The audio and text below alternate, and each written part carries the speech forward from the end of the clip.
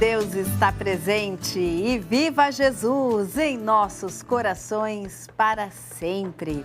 Este é o programa Viver é Melhor pela Boa Vontade TV, levando saúde, educação para a saúde, saúde integral, saúde com espiritualidade ecumênica, para que nós possamos cuidar muito bem do nosso corpo, porque é necessário que façamos isso todos os dias, em cuidados preventivos e no tratamento das doenças já estabelecidas, certo? Certo! Mas é importante nós cuidarmos também daquilo que vai no nosso íntimo. É muito importante nós cuidarmos dos nossos sentimentos, da nossa espiritualidade, para que ela reflita nos nossos valores morais, éticos, espirituais, a saúde interna, para que o nosso corpo também possa, refletindo essa saúde interna, ser mais saudável todos os dias.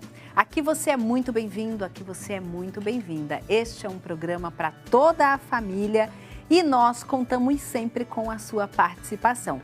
Por isso, já vamos falar do tema e das formas de interação.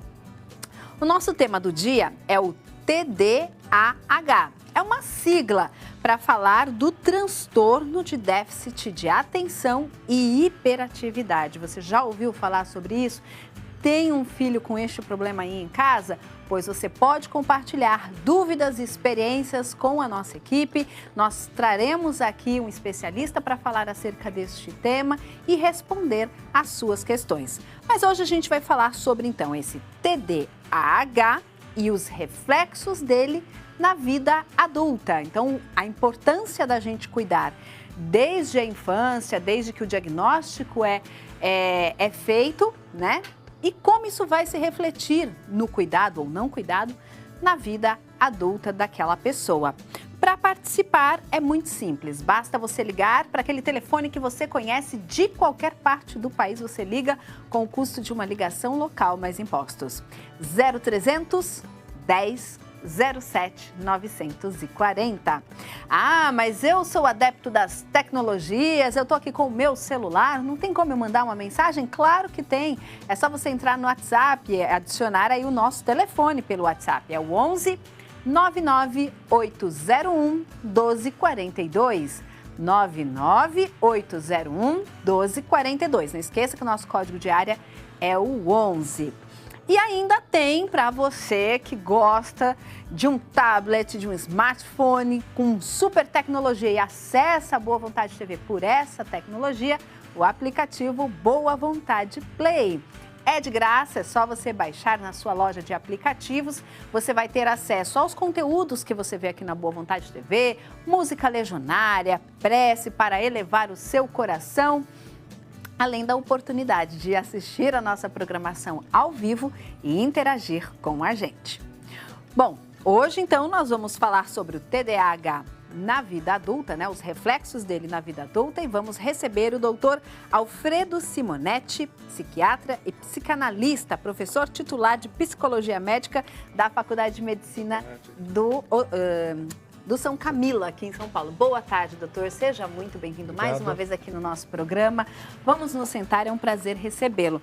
O doutor Alfredo Simonetti, gente, é autor também dos livros Manual de Psicologia Hospitalar e O Nó e o Laço.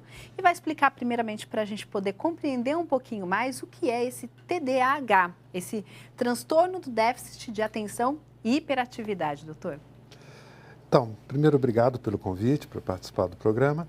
Essa sigla TDAH, transtorno do déficit de atenção com hiperatividade, mas para a gente simplificar, são pessoas, no caso criança ou adulto, que têm dois problemas. Eles são distraídos e são hiperativos.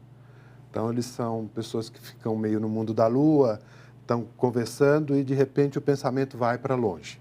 Certo. Né? Esse é o distraído. E, ao mesmo tempo, são crianças inquietas, hiperativas. Antigamente falava do bicho carpinteiro. Hoje a gente tem uma metáfora melhor, que está ligado no 220, no 440. É verdade. Né? Então, quando pensar em TDAH, pensa nisso. É distração e agitação. Tá. Nesse caso, doutor, como que a gente também consegue perceber dentro de casa, o pai, a mãe, enfim, os familiares que convivem, porque assim, às vezes a criança anda mesmo no mundo da lua, é um pouco desatenta, mas isso, qual é o nível do normal, da normalidade, para esses que estão desenvolvendo já um transtorno? Essa talvez seja a pergunta mais importante, né, da gente separar o que é normal do que é patológico. Se a gente pegasse outra coisa, só para dar o exemplo, tristeza e depressão. Sim. É um pouco normal você ficar triste, dependendo do que você perde, do que acontece na sua vida. A partir de que momento vira transtorno? Então, aqui também, falar de criança agitada é normal. Porque Sim. se uma criança não for agitada, a gente vai falar assim, opa... E a gente, às vezes, tem está algo no errado. 220, imagina as crianças, então, né? É natural que a vida é movimento. Sim. Né? Vida é agitação. Mas a partir de um ponto, aí ela vira um transtorno, que é isso que você está perguntando, que ponto é esse, né? Eu vou falar, mas antes é importante essa ideia de que é muito difícil na infância, porque a própria infância, ela é agitada. Uma criança gosta, tem criança que tem movimento pelo simples prazer de se movimentar. É verdade. Eu posso querer aqui fazer um movimento para pegar água. A criança não, ela está experimentando o prazer de se movimentar, de explorar o mundo. Então, precisa muito cuidado para que a gente não exagere no diagnóstico. Mas também precisa muito cuidado para que você não deixe de fazer o diagnóstico numa criança que tem problema. Então, o ponto é sofrimento para a criança, prejuízo escolar e uma coisa muito importante, prejuízo familiar. Então, assim, não basta ser hiperativo e meio no mundo da lua. Isso precisa estar causando um problema. Certo. Se não tiver problema, é o jeito da criança. Tem gente que é mais calminha, tem criança que é mais ativa, tem criança que é mais criativa, fica no mundo da lua. Então, de repente, o pai e a mãe estão ali cuidando da criança, chama a atenção dela para que ela preste atenção, por exemplo, na hora de fazer a lição de casa. E percebe que é só virar as costas, a criança já está pensando em outra coisa, já está desatenta, já perdeu a atenção naquilo que ela deveria fazer. Isso se repetindo muitas vezes, já seria um sinal de alerta? É mais que isso. Vamos pegar esse exemplo que você deu. Imagine que o pai chama a atenção, olha, vamos fazer aqui a tarefa. Se ele virar as costas e a criança distrai, é mais ou menos normal. No TDAH vai acontecer o seguinte, o pai está lá prestando atenção junto e a criança junto. O pai não virou as costas. Nem virou as costas. E mesmo assim, a criança distrai. Esse é um sinal. Tá. Porque o distrair quando os pais viram as costas... Até um pouco natural. Normal. Agora, as crianças com esse problema, mesmo com alguém ajudando, chamando atenção, presta atenção, fica aqui, não consegue. Tá. Bom, a gente encontrou aqui um estudo do Centro Médico de uma universidade na Holanda e foi divulgado ontem, quinta-feira, dia 16 de fevereiro, mostrando que as pessoas com transtorno por déficit de atenção com hiperatividade, o TDAH, têm um cérebro levemente menor e reitera que se trata aí também de uma alteração física. Os pesquisadores encontraram diferenças estruturais e evidências de atraso no desenvolvimento. Esse estudo, doutor, como ele vem trazer, como ele vem contribuir hoje, quando a gente fala, né, no transtorno do déficit de atenção e hiperatividade? Então, esse era um estudo esperado no sentido que a gente procurava que alguma coisa demonstrasse o que se pensa do TDAH, que ele acontece não porque as crianças são mal educadas ou porque os pais não conseguem dar aquela educação. Isso existe. Sim. Né? Mas não é, o que a gente está falando é de que mesmo quando os pais conseguem educar, são pais, vamos dizer assim, competentes, quando a criança tem TDAH, mesmo assim ela é distraída ou hiperativa. Por quê? Porque o jeito de funcionar do cérebro dela é diferente do jeito das crianças que não têm. Certo. Então, se a gente pensar no cérebro, é uma massa de neurônios que funciona de determinado jeito. Você pode ter duas alterações. Uma na estrutura e outra na função. Vou explicar. Pense que numa fiação de uma casa, né, se passar uma corrente muito rápida, aquilo pode esquentar e Sim. aquilo seria alterado na função. Ou eu posso ter fios cortados, isso seria alteração na estrutura. Quando se fala de alteração na estrutura do cérebro, significa que tem uma parte do cérebro que você olha ali e que você vê que ela é maior, menor, ou que tem uma coisa diferente que os outros não têm. Certo. O que esse estudo comprovou, que é o que as teorias dizem, é que a criança com TDAH tem uma parte do cérebro dela que não funciona muito bem. Não tem nada a ver com loucura, isso não é loucura, né? Há quem diga até que não é doença, é só um jeito. Sim. Tem uma parte do cérebro, a parte frontal, do lobo frontal, que no cérebro de todo mundo serve para você, é um freio, pense assim. Sim. Né? Porque você está aqui, aí tem uma coisa acontecendo, te chama atenção, você se distrai. Aquela parte fala assim, opa, eu preciso Foca focar. de novo. Focar é uma função do lobo frontal. Nas crianças com TDAH, esse freio não funciona muito. E o que esse estudo mostrou é que a parte do cérebro encarregada disso é menor. Entendi. Então, é importante porque, por exemplo, é como o senhor deu ali o exemplo no início do programa da depressão com a tristeza. E dentro da depressão, muitas vezes as pessoas olham e falam assim, mas aquela pessoa está com depressão e não sai desse estado porque ela não quer. E não é isso, é porque ela teve uma alteração também no seu organismo, né, que fez com que ela desenvolvesse a patologia. Este é um caso também, que mostra-se que aí, no caso, é a estrutura do corpo que sofreu algum tipo de alteração, né? No caso da depressão, a gente não tem estudos como este. Certo. Que mostrem que a alteração é na estrutura. Por isso a importância no TDAH, que a gente vem, né, falando, o diagnóstico os estudos até se torna mais fácil. Por que isso é fácil? importante? Porque muita gente acha que não existe alteração nenhuma, que é só um problema da personalidade da criança, porque ela é terrível mesmo, ou, o que é mais comum, que os pais fracassaram naquela educação. E esse estudo mostra que não, que existe uma alteração neurológica.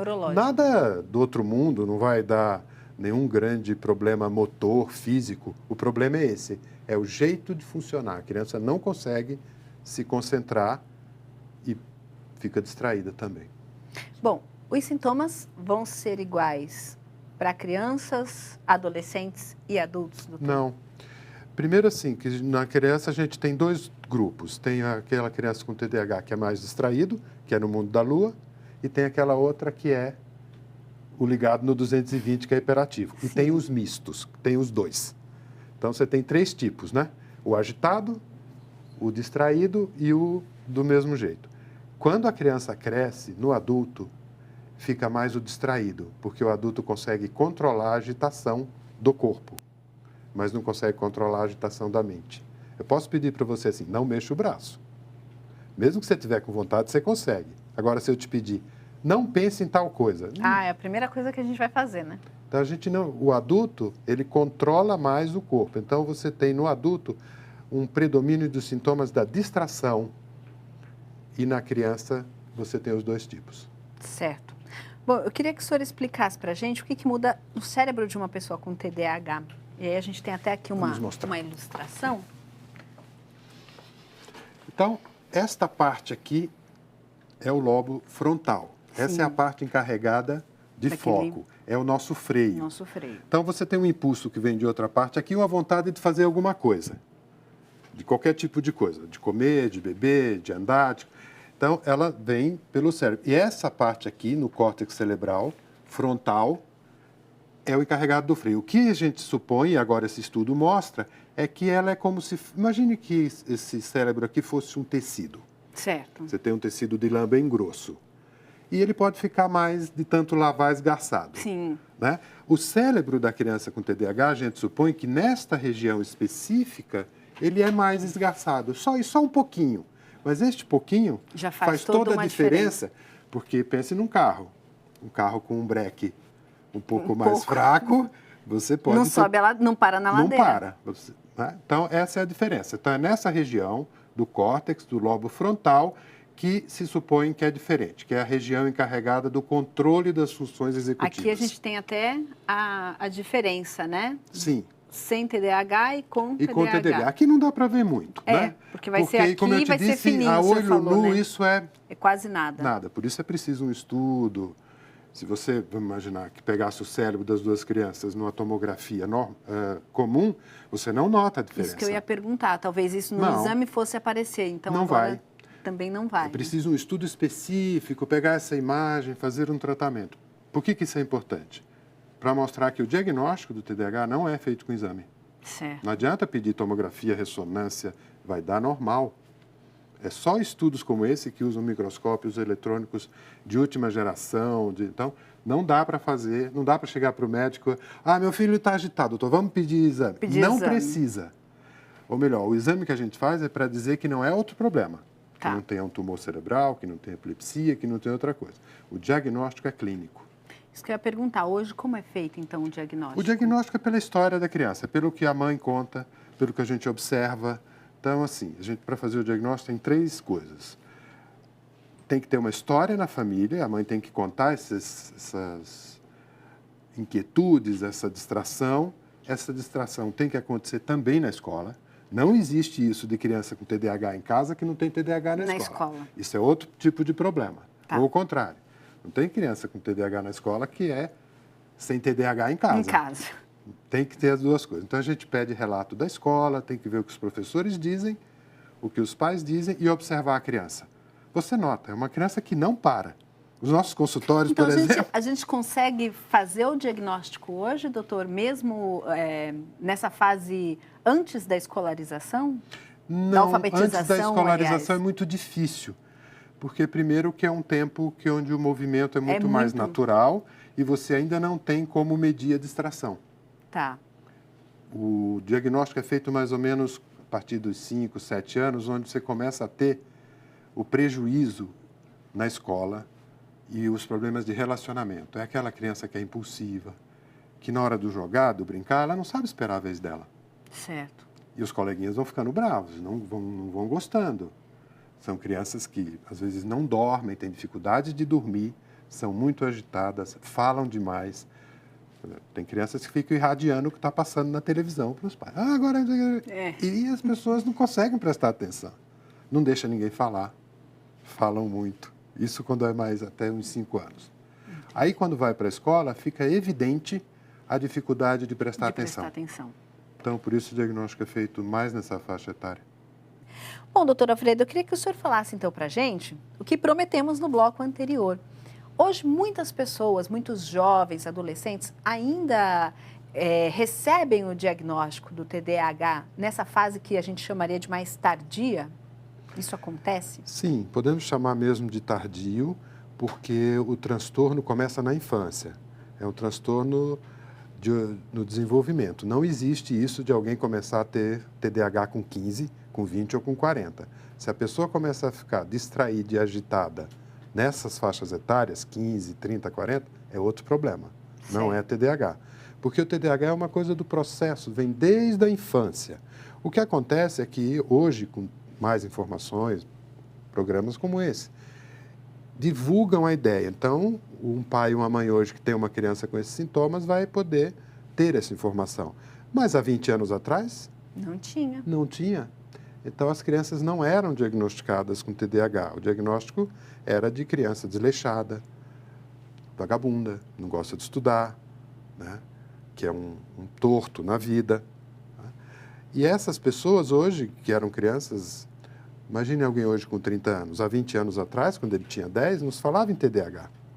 Então, hoje é muito comum a gente diagnosticar os adultos com TDAH a partir de uma criança da família.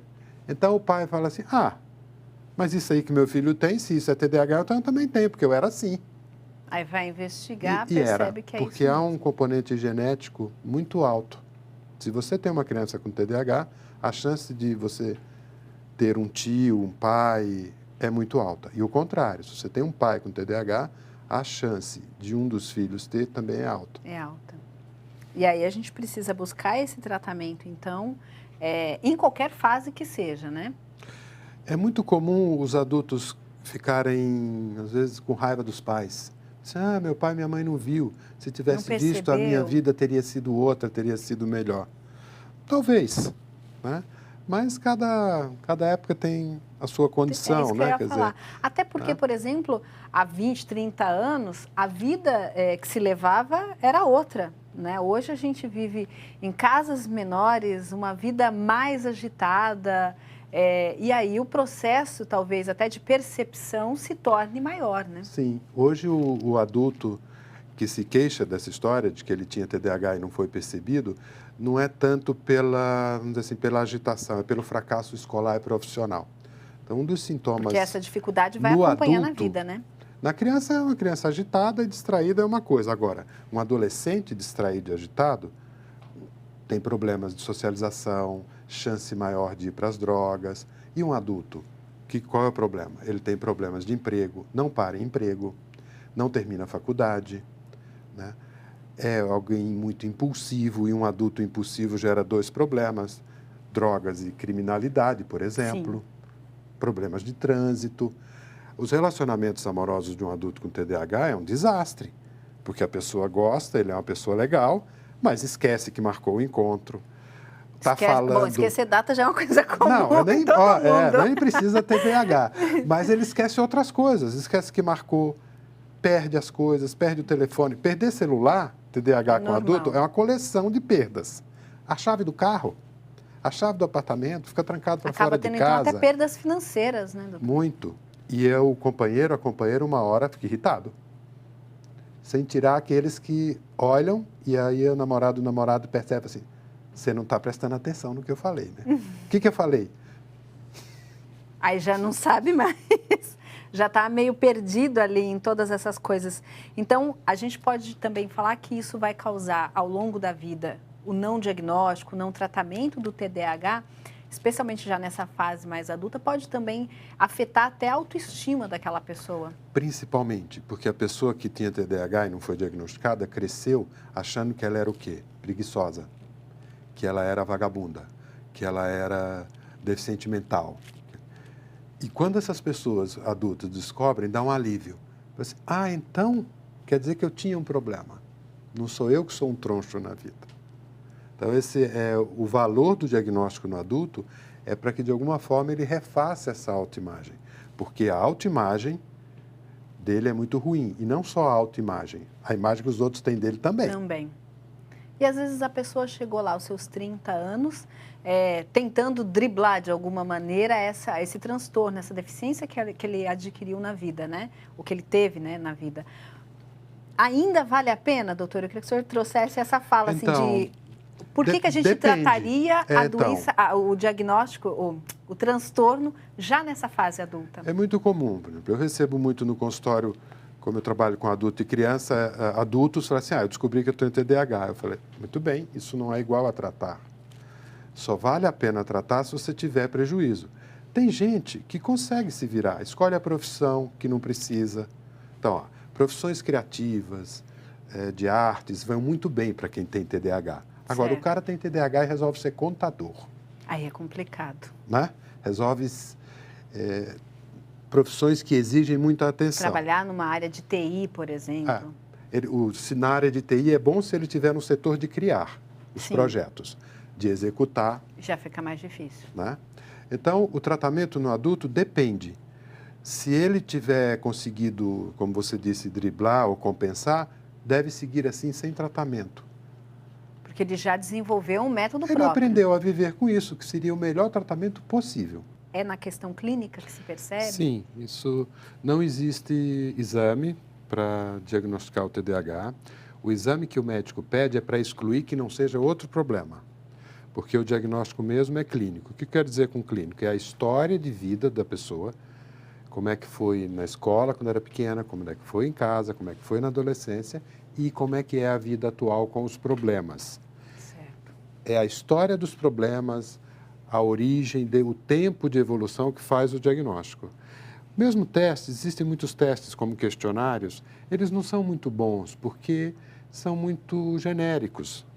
A maioria das pessoas que preencher um questionário desse vai falar: tenho TDAH, e não é verdade. Não basta ser um pouco distraído, esquecer alguma coisa, ficar agitado para ter TDAH. Quando a gente fala TDAH, é um transtorno. Ou seja, para o diagnóstico é importante 2 coisas. Tem que ter sofrimento e um prejuízo importante. E a gente pode dizer que depressão e estresse estão, ou às vezes se tornam parte dessa relação do desenvolvimento desse transtorno, doutor? A depressão e o estresse não causam o TDAH. O contrário é que é verdade. É que é verdade. Uma pessoa com TDAH que vive com problemas de trabalho, não para no emprego, problemas de relação, né, amorosa, problemas em casa, problemas sociais. Se você vive muito tempo assim, uma hora deprime. Se você vive muito tempo assim, uma hora cai nas drogas. Então, é o TDAH que leva à depressão secundária, o TDAH que leva a um uso abusivo de drogas secundários. O contrário não é verdade. Tá. Bom, a gente tem aqui, pelo Boa Vontade Play, a participação da Leonice, do bairro de Itaquera, em São Paulo. Tudo bem, Leonice? Muito obrigada pela dúvida, porque a sua dúvida pode ser de outras pessoas também. Muito obrigada por participar com a gente. Ela pergunta como superar este transtorno e como diagnosticar corretamente. O diagnóstico são pelos sintomas de distração exagerada, constante. Não pode ser que a pessoa antes não era e aí neste mês ela está distraída. Isso não é TDAH. Então tem que lembrar que é para ser um padrão, é um jeitão na vida. Se não for, é outro problema, né? Mas se a pessoa tem esse jeitão distraído ou hiperativo, impulsivo, é um primeiro sinal para o diagnóstico. Aí precisaria falar com alguém, um psicólogo, porque o diagnóstico é clínico, não adianta fazer exame, nem fazer testes que a gente tem na mídia, eles não funcionam para o diagnóstico. Certo. E porque há uma tendência hoje, todo mundo quer achar que tem um problema que tem tratamento, não é? Então as pessoas falam, a vida fica muito mais fácil quando você fala, esse remédio vai resolver. A gente tem bons tratamentos para o TDAH, Sim. Então muita gente que tem problema quer ter TDAH, entre aspas, porque, bom, se eu tiver isso, eu resolvo. Melhor do que ter um problema que não tem tratamento. Que não tem tratamento. Então, isso precisa cuidado para não ter exagerado. Então, o melhor é a ajuda de um psicólogo para conversar. O psicólogo é treinado para separar, ajudar a separar o que é uma distração normal do que é uma distração do TDAH. Então, para ela, se está desconfiada, o próximo passo é conversar com um psicólogo. Não precisa ser com um neurologista nem psiquiatras, que podem ser um segundo passo. Tá. Os psicólogos são muito bons nessa... Já fazer essa primeira captação, esse primeiro diagnóstico, né, doutor? Bom, tá aí, Leonice, esperamos ter respondido a sua dúvida. Qualquer coisa é só participar de novo, tá? Fique à vontade. A Liliana Miguel, ela está na cidade de Campinas, São Paulo. Ela disse, boa tarde, tenho um filho de 8 anos que tem hiperatividade. Como a gente deve fazer com eles na escola, com professores? Ele se distrai bastante, não tem foco, não aceita ajuda. Essa questão da escola é um dos temas onde a gente trabalha muito com os professores, orientando. Essas crianças não são, vou usar uma palavra, não são burras. Elas apenas não prestam atenção. Então, existem algumas táticas didáticas. Por exemplo, em vez de fazer a criança estudar meia hora direto, é melhor estudar 10 minutos, intervalo de 5, mais 10, intervalo de 5. Ou seja, pequenos blocos. Outra coisa, colocar essas crianças nas primeiras filas. Deixar uma criança com TDAH perto da janela... Lá no fundão? Ou lá no fundão, não dá certo. Aproveitar a hiperatividade da criança e pedir para ela apagar a lousa ou para ir chamar não sei o quê, porque a criança não consegue mesmo ficar quieta. Sim. O material didático tem que ser poucas palavras, um texto muito grande, com muitas linhas, cria tédio, a criança não consegue. Então, existem muitas estratégias didáticas para ajudar uma criança a aprender. A tal ponto que, se o caso é importante, existe uma lei hoje no Brasil que obriga as escolas a ter uma prova especial para quem tem TDAH. Certo. Então, no caso da Liliana, seria importante, primeiro, ela conversar com o psicólogo que acompanha o filho ou o psiquiatra que acompanha o filho, para que ele faça essas recomendações para a escola. Leve na escola, na diretoria, para que também a escola possa tratar do tema de maneira geral, até na capacitação dos professores. Não, e também, especificamente do filho dela, vamos dizer assim, que se for sintomas intensos, que ele possa ter uma avaliação especial. Tá certo, é importante e é um direito. Isso hoje virou lei. É isso que eu ia dizer, é importante e é um direito que o seu filho tem, viu, Liliana? Então é importante correr realmente atrás, porque aí não é uma questão de ele não aceitar ajuda até, né? É uma questão de facilitar com que ele possa fazer por si mesmo. É dar ajuda do jeito certo. Exatamente. Porque para uma criança dessa, você querer ajudar, vai ficar aqui meia hora lendo uma coisa, não vai dar. Não vai funcionar. Não é a ajuda certa. Tá Raramente certo. Uma criança não aceita ajuda. Ela não aceita ajuda do jeito que está sendo dado. Bom, a gente tem aqui a Vilma também, que mora em São José dos Campos, interior paulista. Um abraço a esse povo querido de São José, que acompanha a nossa programação pelo Canal 11, ali em todo o Vale do Paraíba. Nosso agradecimento e nossa alegria pela participação de vocês e estejam sempre à vontade. A Vilma diz assim, doutor, boa tarde, estou felicíssima por ter a oportunidade de esclarecer uma dúvida que sempre tenho. Como identificar se a criança é hiperativa? Obrigada e um excelente fim de semana. Nós que agradecemos, viu, Vilma, pela participação e pelo carinho aqui de estar na audiência da Boa Vontade TV e compartilhar com a gente a sua dúvida. Estamos aqui para isso, para respondê-las. Doutor Alfredo, a melhor pessoa, a pessoa mais indicada aqui no programa para falar então sobre como identificar se a criança é hiperativa. Porque a gente falava do TDAH, dessa questão do déficit de atenção, mas hiperatividade também é uma característica da criança, né? Nós temos dois tipos, o tipo no mundo da lua e o tipo ligado no 220, que é o dela, né? Então, assim, toda criança é ativa, o que a gente vai diagnosticar é uma hiperatividade, ou seja, uma atividade exagerada. Então, algumas dicas. Uma criança que não consegue ficar brincando, mesmo quando o brinquedo é interessante. Uma criança que não para sempre, não é só um dia, né? Crianças que se machucam muito. Crianças com hiperatividade têm uma tendência a acidentes domésticos. Se queimam, porque derrubam as coisas, se cortam, prende o dedo na janela. Então, acidentes domésticos frequentes é uma dica para TDAH. Outra coisa, os próprios amiguinhos começam a ficar irritados, porque essa criança hiperativa, ela não sabe respeitar as regras do jogo. Sim. Todo jogo tem regras, seja um jogo de... Bolinha de gude. Não, isso não tem mais, né? Videogame, né? Essas crianças não conseguem respeitar as etapas. Ficam nervosas, não querem jogar, param. Então, essas são algumas dicas e juntar aquilo que eu falei. Tem que ser assim em casa e na escola. Tá. Agora, no caso, quando é na fase adulta, doutora, voltando aqui à nossa conversa, quando esse diagnóstico é feito na fase adulta, qual é o primeiro passo? O tratamento vai ser igual, é feito hoje na infância? Se a opção for por um tratamento com remédios, porque nós temos dois grandes grupos de tratamento. O tratamento, vamos dizer assim, ajudando a pessoa a encontrar maneiras de ela lidar com as coisas, que é mais feito pelos psicólogos, e temos um tratamento com remédio, que é pelos psiquiatras. O remédio é o mesmo, para a criança ou para o adulto, né? Tá. As estratégias comportamentais é que podem ser diferentes. Então, pessoas muito distraídas poderiam ser ajudadas com a agenda, mas a pessoa perde a agenda. Com o celular, perde o celular. Perde o celular. Então, e quando a coisa é muito intensa, aí o remédio pode ser uma boa chance. Tá. Mas o remédio é o mesmo e ele não é obrigatório. Ele entra quando a pessoa não conseguiu encontrar estratégias. Sim, que a gente falava compensatórias. No bloco anterior. Porque às vezes aos 30, aos 35, a pessoa já está tanto tempo convivendo com aquilo que já criou estratégias para viver bem. Esse é o que deu certo. O problema maior é aquele com 35 que estava convivendo há tanto tempo com isso e tem problema de emprego. E problema de relacionamento. Os relacionamentos, a mulher ou o esposo já estão irritados, os amigos tiram muito sarro. Este é quem pode precisar do tratamento. E aí essa medicação vai ser usada pela vida toda? Ela tem um tempo médio de uso? Olha, essa é uma questão bem interessante de falar. O tratamento é sintomático, não curativo. Vou explicar. Ele só tira o sintoma enquanto está agindo o remédio. Quando para, a pessoa volta a ser como era. Certo. Então, aí você pode pensar, bom, então vai tomar a vida toda? Não. A pessoa toma nos períodos mais críticos da vida dela, enquanto ela desenvolve esses outros mecanismos.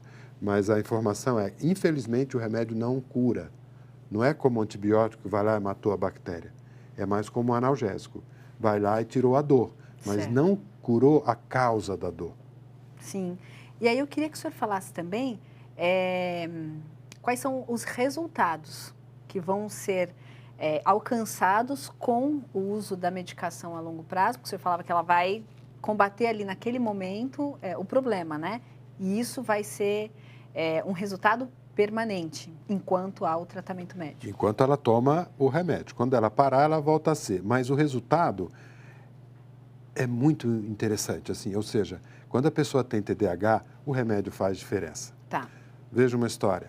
Uma pessoa que trabalhava com papéis, com burocracia, aí ela toma o remédio quando tem TDAH, a frase dela foi assim, Sabe quando você entra num quarto assim, às 6 da tarde, 6h30, 7, que está meio escuro, você nem se dá conta, aí quando acende a luz, você fala assim, nossa, este é o resultado.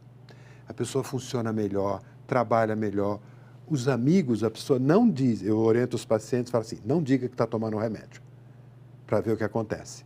Aí os amigos, a família, falam assim, nossa, você está mais atento, está conversando. Nossa, hoje você está... Então, o resultado com o remédio, quando a pessoa de fato tem um problema, é muito evidente. Tão evidente quanto acender a luz ao entardecer, que você nem se deu conta que estava escuro. Estava escuro e de repente... Porque o remédio, ele foca, é como se abrisse a mente. Não está abrindo, está apenas focando. Mas a vivência que a pessoa tem é muito boa. A pessoa gosta muito do resultado. Tá certo. Bom, e eu queria que o senhor falasse também sobre o objetivo da psicoterapia no tratamento do TDAH.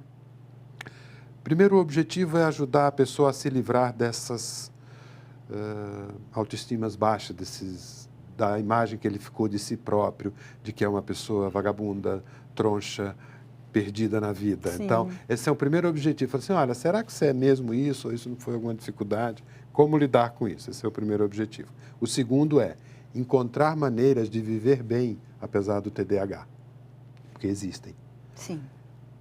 Exemplo, eu falo para os adolescentes ou para as pessoas, os adultos jovens, cuidado, você precisa escolher uma profissão adequada a você. Se você é um cara distraído, escolha uma profissão onde a distração seja até um ganho. Aí fala, qual é, doutor? Ora, artistas, publicitários, tem algumas profissões que a gente sabe que favorece a criatividade. Então, escolha bem a sua profissão de acordo com você.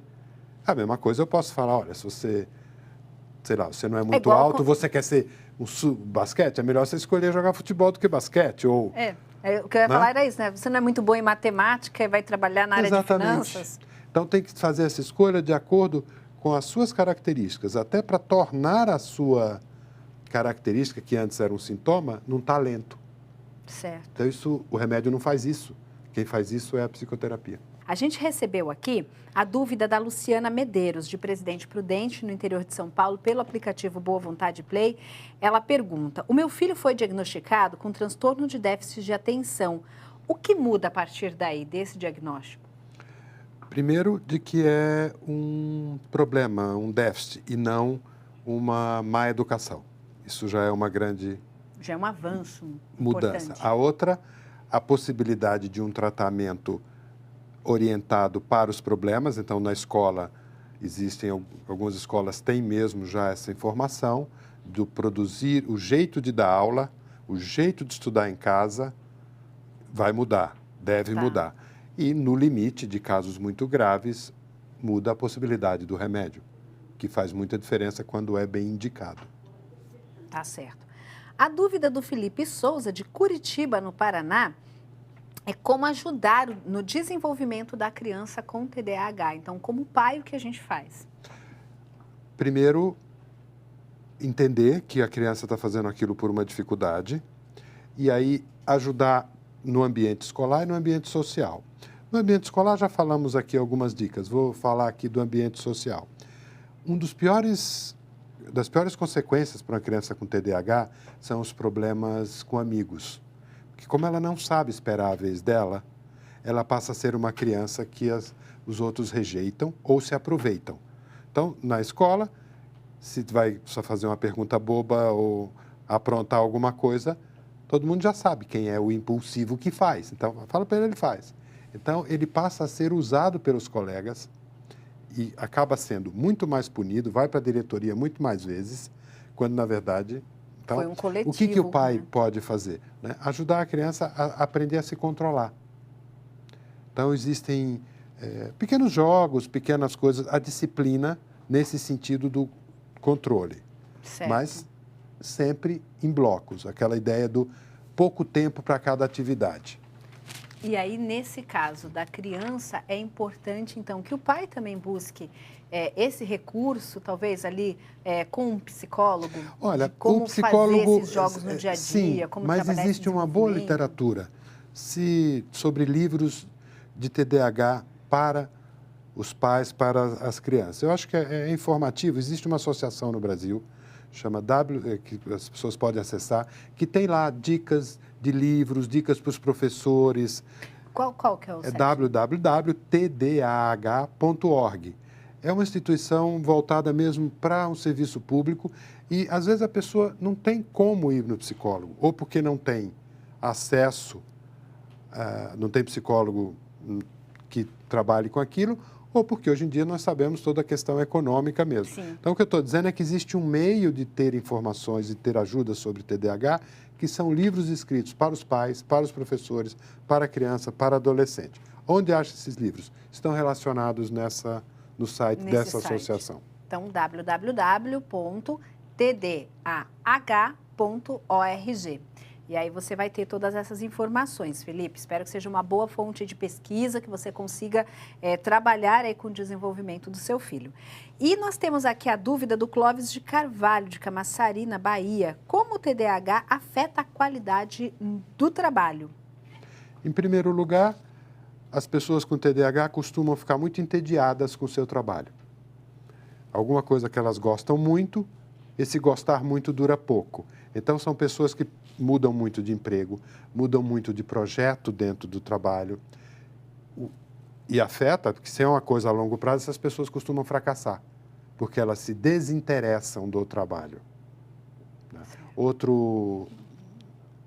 coisa que afeta é no relacionamento social. As pessoas com TDAH não têm paciência de esperar o tempo do outro. Eu trabalhei uma vez com uma pessoa, ele era um consultor. E ele tinha TDAH. E ele dizia que o problema dele é que ele entregava tudo na primeira hora. E como ele não conseguia esperar o cliente falar os problemas, ele já dava tudo.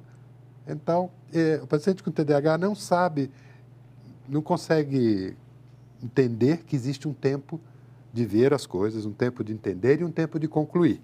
O paciente com TDAH passa do tempo de ver para concluir. Certo. Então, ele tem muito prejuízo profissional, viu? Muito desemprego. Mesmo, são pessoas inteligentes, são pessoas criativas, são boa gente, são simpáticos, né? Mas têm uma empregabilidade baixa, porque eles são muito inquietos, muito impulsivos, chegam a ser até quase agressivos. Sim. Não sabe, vem e fala. E é quando você observa, já foi. E no trabalho, isso, não só no trabalho, na vida pessoal também, mas esses são os principais prejuízos profissionais do TDAH. Certo. Bom, eu queria que o senhor falasse se o esporte, né, se a prática de exercício físico, isso ajuda a pessoa que tem TDAH? Ajuda um pouquinho só. Não é... não estou dizendo que a atividade física ajuda no geral para... É a solução total, né? Não é mesmo. Porque ela ajuda a descarregar o lado hiperativo. Então, crianças, quando fazem atividade física, ficam um pouquinho mais calmas, mas não vai resolver completamente. Tá. O TDAH vai interferir na saúde da pessoa? Sim, na criança tem o risco de acidentes domésticos. O senhor comentou. Quando fica um pouco mais adolescente, tem o risco de buscar drogas. E são pessoas muito impulsivas que podem buscar comportamentos de risco, como esportes de aventura, mas aí não é bem na saúde, mas eu estou elencando as possibilidades de danos físicos. Drogas, que a gente tem um alto índice de uso de drogas em pessoas que têm TDAH, né?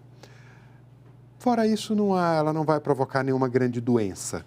Tá. É mais pelos comportamentos que o TDAH leva, porque o TDAH em si não vai evoluir para outras doenças. Outras doenças.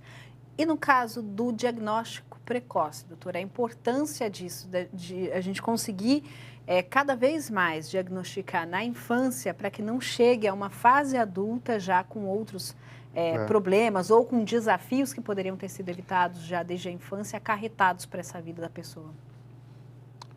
Essa talvez seja a coisa que faça parte da tarefa dos pais, identificar o mais cedo possível, porque quanto mais cedo você cuidar do problema do filho, menos eu costumo dizer para os pais assim, olha, qual é a diferença entre você cuidar agora que tem 5 anos ou deixar para cuidar quando ele tiver 15?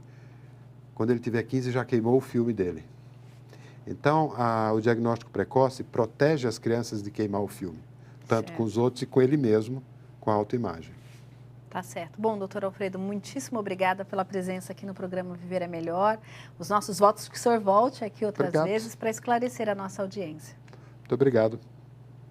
Hoje nós conversamos no programa Viver é Melhor sobre TDAH e os seus reflexos na vida adulta com o Dr. Alfredo Simonetti, psiquiatra e psicanalista, professor titular de Psicologia Médica da Faculdade de Medicina São Camilo e autor dos livros Manual de Psicologia Hospitalar e O Nó e o Laço.